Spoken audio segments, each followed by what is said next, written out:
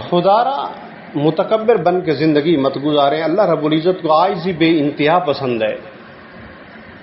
اللہ رب العزت کو کمزور انسان بے انتہا پسند ہے. کمزور بن کے رہنا اللہ رب العزت کی سرزمین پہ اللہ ایسے بندے کو مکرم فرما دیتے ہیں.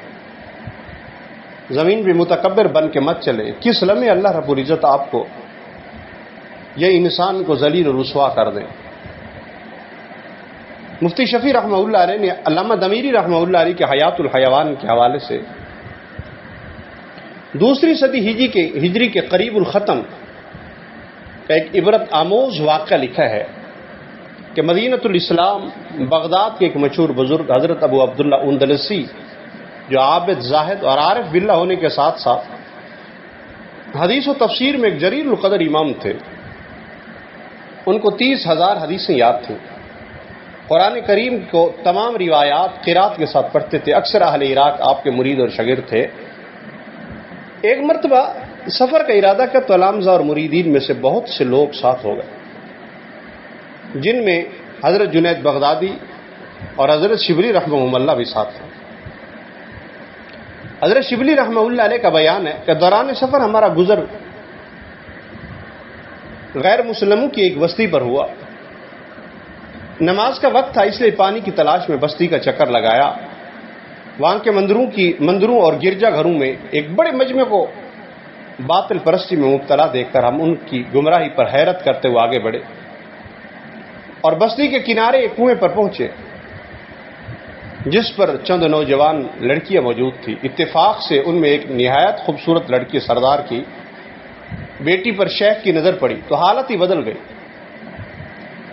حضرت شبلی رحمہ اللہ علیہ فرماتے کہ شیخ سر جھکائے بیٹھے رہے, نہ کچھ کھاتے پیتے نہ بات چیت کرتے, بس وقت پر نماز پڑھ لیتے.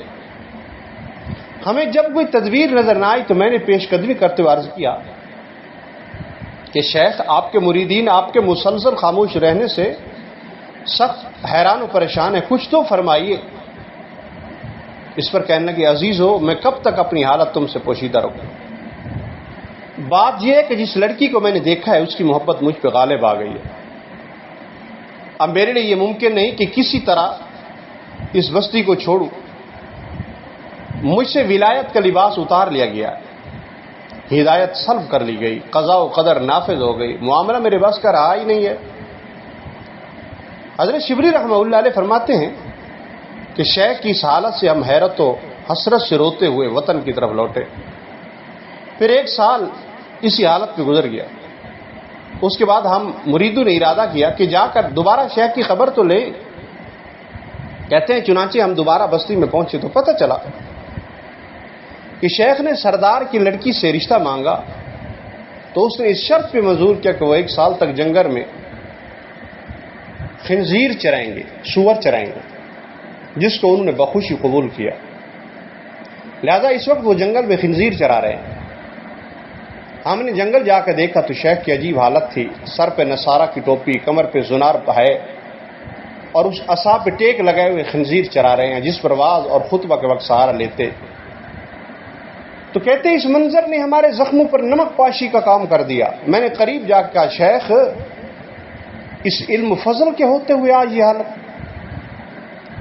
تو شیخ نے کہا اللہ نے جس طرح چاہا مجھ میں تصرف کیا.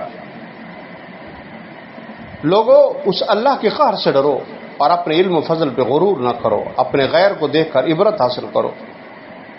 پھر شیخ نے آسمان کی طرف نظر اٹھا کے کہا میرے مولا میرا گمان تیرے بارے میں ایسا بالکل نہ تھا کہ تو مجھے ذلیل و خوار کر کے اپنے در سے نکال دے گا. یہ کہہ کے رونا شروع کر دیا. تو ہم ہی نہیں بلکہ جنگل کے جانوروں پر بھی شاید رقت طاری ہو گئی. بالآخر سچی توبہ اور آہوزاری کے نتیجے میں دربار الہی سے معافی مل گئی اور پہلے سے زیادہ علم و فضل سے نوازا گیا. شیخ شبلی رحمہ اللہ علیہ فرماتے ہیں میں نے دریافت کیا حضرت زمانہ ابتلا میں جب آپ اس مصیبت میں مبتلا تھے قرآن و حدیث میں سے آپ کو کچھ یاد بھی رہا؟ تو فرمانے لگے 2 آیتیں اور 1 حدیث پاک. پہلی آیت وَمَن يُهِنِ اللَّهُ فَمَا لَهُ مِن مُّكْرِمٍ إِنَّ اللَّهَ يَفْعَلُ مَا يَشَاءُ سورۃ حج کی 18 نمبر آیت ہے کہ حق تعالی رب العالمین جس کو ذلیل کر دے اسے کوئی تقریب اور عزت نہیں دے سکتا، اور اللہ تعالیٰ جو چاہتا ہے کرتا ہے۔ اور دوسری آیت وَمَن يَتَبَدَّلِ الْكُفْرَ بِالْإِيمَانِ فَقَدْ ضَلَّ سَوَاءَ السَّبِيلِ، سورۃ بقرہ 118 آیت ہے کہ جس نے ایمان کو کفر کے بدلے اختیار کیا تحقیق وہ سیدھے راستے سے گمراہ ہو گیا ہے۔ تو حضرت شبلی کہتے ہیں میں نے پوچھا حضرت حدیث مبارکہ، تو فرمایا من بدل دینہ فاقتلوہ، جو اپنا دین بدل دے اسے مار ڈالو۔ حضرت شبلی رحمہ اللہ علیہ کہتے ہیں میں نے دریافت کیا حضرت اس ابتلا کا کوئی سبب، اس مصیبت میں مبتلا ہونے کی کوئی وجہ؟ تو فرمانے لگے ہاں، جس وقت عیسائیوں کی وسط میں ہمارا گزر ہوا، بت خانوں اور گرجا گھروں پر ہمارا گزر ہوا، تو وہاں مجمع عام کو باطل پرستی میں دیکھ کر میرے دل میں ان کی حقارت کے ساتھ تکبر اور بڑائی پیدا ہو گئی کہ ہم مومن ہیں اور موحد ہیں، اور یہ کم بخت کیسے احمق ہیں کہ ایسی بے شعور چیزوں کی پرستی کرتے ہیں، پوجا کرتے ہیں۔ بس اسی وقت ایک غیبی ندا آئی کہ ایمان و توحید کچھ تمہارا ذاتی کمال تھوڑا ہے، یہ سب تو ہماری توفیق ہے، اگر چاہو تو ابھی بتلا دوں۔ شیخ کہتے ہیں اس کے فوراً بعد ایک پرندہ میرے اندر سے نکل کر اڑ گیا جو در حقیقت ایمان تھا۔ تو دوستو، تکبر انسان کو گرا کے رکھ دیتا ہے۔ تکبر 5 وجہ سے آتا ہے۔ ظاہری علم جو تعلی کا سبب ہے، شاید دین کا ہو یا دنیا کی معلومات ہو۔ دوسرا سبب ظاہری عبادت، جس شخص کی نظر اپنی عبادت کی کثرت پر ہوتی ہے تو سب سے پہلے وہ عبادت کی حلاوت سے محروم، اندر احساس سے برتری آ جاتا ہے۔ تیسرا سبب حسب و نسب، بعض اوقات ایک انسان اپنے اونچے خاندان، اعلیٰ نسب و حسب کی وجہ سے تکبر میں مبتلا ہو جاتا ہے کہ میرا تعلق فلاں خاندان سے ہے۔ اور چوتھا سبب حسن و جمال، کہ انسان بڑی آ جاتی ہے، اپنی خوبصورتی پر ناز کرنے لگ جاتا ہے کہ میں تو کوئی چیز ہوں۔ پانچواں سبب مال و منال، جب مال بے دینی کے راستے سے آتا ہے تو اس سے انسان میں فوش اور فخر پیدا ہو جاتا ہے، پھر وہ سمجھتا ہے مال ہے تو سب کچھ ہے، میرے پاس مال ہے اس لیے میں بہت کچھ ہوں۔